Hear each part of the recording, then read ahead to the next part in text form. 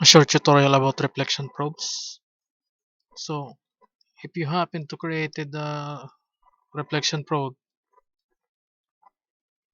and instead of a proper reflection, you got this. The only solution for that is to hit bake again and again until it fixes itself.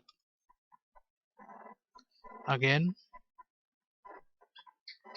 there. See that? It fixes itself. I think it's a bug. I don't know. Just that. If you happen to have that kind of problem, just hit bake multiple times until it fixes itself. And also bonus, I created this reflection probe because I wanted to make a mirror, and I stumbled upon a tutorial about reflection probe, but this is not how you make a mirror. Actually, the solution is incredibly simple. Go to 3D object and then mirror. I didn't see that. I'm very dumb in Unity. This is not so obvious to everyone, especially to me. So if you happen to want to make a mirror and you stumble upon a tutorial about reflection probes, which is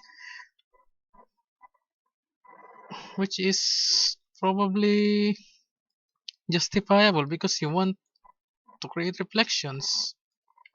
Somehow the answer is very very simple, just one click away.